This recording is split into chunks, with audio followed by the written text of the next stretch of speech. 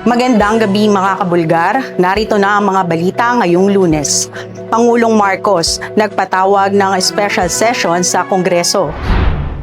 Formal nang nagpatawag ng special session para sa Kongreso sa Miyerkules, June 17, 2026. Inaasahan na ang dalawang kongreso ay tatalakayin ng pagbibigay ng pondo para sa mga nasalanta ng lindol sa Mindanao. Inaasahan din dito na magtatapos ang sigalot tungkol sa liderato ng Senado. US at Iran sumang-ayon sa peace deal. Pumayag ang Estados Unidos at Iran na magkaroon ng peace deal at agarang pagtigil ng mga military operations na isinagawa sa Middle East matapos ang mahigit 3 buwan. Kinumpirma ng Washington at Iran ang anunsyong peace deal sa pagitan ng dalawang bansa matapos ang matinding sigalot. Nakatakda naman ang official signing ceremony para sa peace deal sa June 19 na gaganapin sa Switzerland.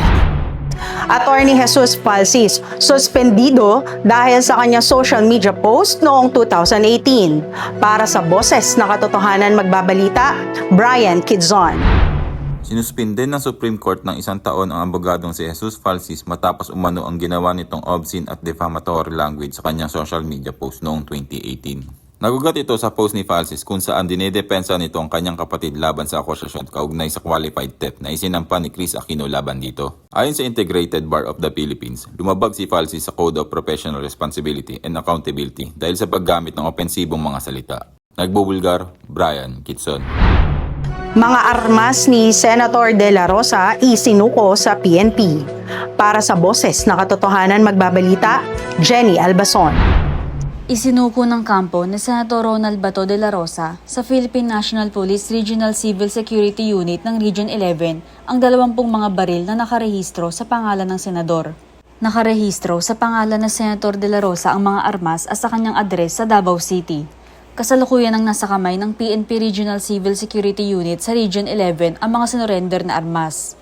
Matatanda ang nirevoke ng PNP ang mga firearms license ni De La Rosa dahil sa kinakaharap nitong warrant of arrest mula sa ICC kaugnay sa crimes against humanity sa ilalim ng Duterte administration. Nagbubulgar, Jenny Albason. Ateneo coach na si Tab Baldwin at iba pa hindi dumalo sa CIDG investigation. Para sa Boses na Katotohanan Magbabalita, RJ Atoralde. Hindi humarap sa CIDG nitong Lunes ang Ateneo head coach na si Tab Baldwin at 3 pang opisyal na pinatatawag para sa gaganaping investigasyon sa pagkasawi ng 2 atleta ng nasabing universidad. Ayon kay DILG Secretary John Vic Remulla, magpapadala muli ng sapina ang ahensya para kay Baldwin at sa iba pang mga individual upang humarap sa investigasyon na gaganapin sa Biyernes. Nakatakda rin ng mga otoridad na maglunsad ng magkahiwalay na pagdinig para sa mga basketball players na kasama ni na Adeli at Baterbonia. Nagbubulgar, RJ Atoralde. Pakinggan naman natin ngayon ang Boses ng Bayan. Sa gitna ng mga isyong kinakaharap ng bansa, mahalagang marinig ang boses ng bayan. Samahan niyo akong alamin ang pananaw ng masang Pilipino patungkol sa hindi pagsipot ni Coach Baldwin sa CIDG investigation. Dapat umatin siya kasi kawawa naman din yung pamilya nung mga atleta na nasawi, di ba? At saka ang ano ko lang naman din kay Coach, para malinis din ang pangalan niya sa nangyari na hindi siya guilty. Pananaw ko, dapat sumipot siya kasi syempre siya yung coach at saka dapat syempre ni-investigasyon ng CIDG. Kasi kung di siya sumipot, di syempre parang meron siyang kakulangan sa pagka-coach niya, di ba? Tingin ko okay lang kasi aksidente lang naman yung nangyari. Wala namang investigasyon eh. Paano masasabing guilty? Aksidente yung nangyari. At yan ang mga opinyong nakalap sa araw na ito. Ako si Calcerin Bago, nagbubulgar. Mas lumalim ang interes ni Jillian Vicencio sa pag-arte matapos ang workshop kay Miliza Leo. Ibinahagi ni Jillian Vicencio na malaki ang naging epekto sa kanya ng acting workshop ni Oscar-winning actress Miliza Leo. Ayon kay Jillian, mas naunawaan niya ang halaga ng pag-arte matapos marinig ang pananaw ni Miliza Leo tungkol sa sining ng pagganap. Nagbalik tanaw din ang actress sa kanyang simula sa industriya at sinabing hindi niya noon inakalang tatahakin niya ang landas ng pag-arte. Mula sa school plays hanggang sa paggawa ng commercials Marcos noong high school, unti-unti raw niyang natuklasan ang kanyang pagmamahal sa pag-arte. Ibinahagi ni Samantha Bernardo ang kanyang home water birth experience. Para sa Boss ng Katotohanan, narito si Mabel Beron. Ibinahagi ni dating beauty queen at dating Pinoy Big Brother Community Season 10 housemate na si Samantha Bernardo na isinilang na niya ang kanyang unang anak sa asawang si Scott Moore. Sa isang Instagram post, ikinuwento ni Samantha ang kanyang naging karanasan sa home water birth at ang mga pangyayaring naganap bago siya manganak. Ayon kay Samantha, matapos niyang sabihin sa kanyang asawa na oras na, mabilis nang nagbago ang takbo ng mga pangyayari habang naghahanda sila para sa nalalapit na panganganak. Dagdag pa niya, agad nilang kinontak ang kanilang birth team habang sinisigurong handa ang lahat para sa pagdating ng kanilang sanggol. Nagbubulgar, Mabel Vieron. Tuloy sa Game 7 ng TNT matapos ang impresibong laro ni Chris McCullough.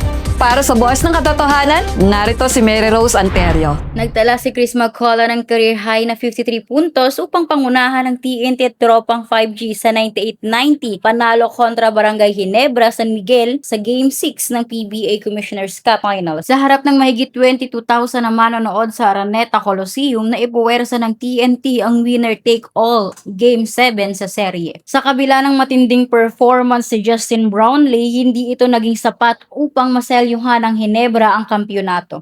Magtutuos muli ang TNT at Ginebra sa Game 7 sa Miyerkules sa Mall of Asia Arena kung saan muling aasahan ng tropang 5G ang liderato ni McCullough. Nagbubulgar, Mary Rose Anterio. Felino, naging mainit ang usapin doon sa pagkamatay ng dalawang Ateneo na player, no?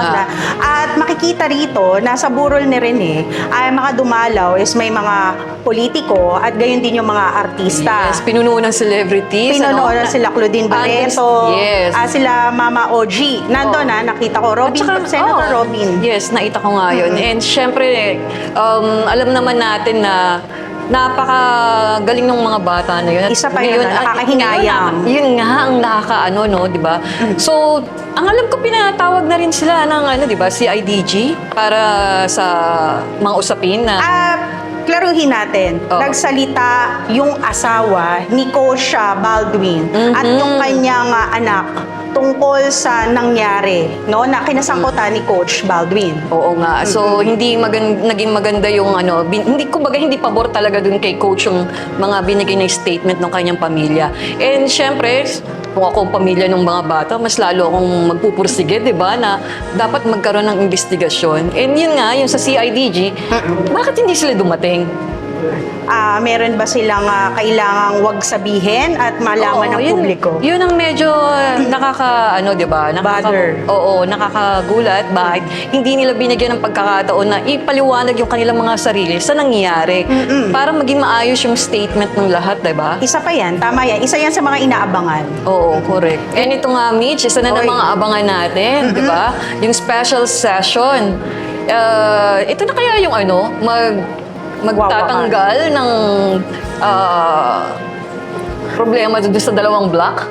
Diba? Yung kay Senator Cayetano at saka kay Senator Pete Gatchalian. So yun ang inaabangan ng lahat eh. Dapat lang talaga natin malaman kung ano na mangyayari sa mga susunod.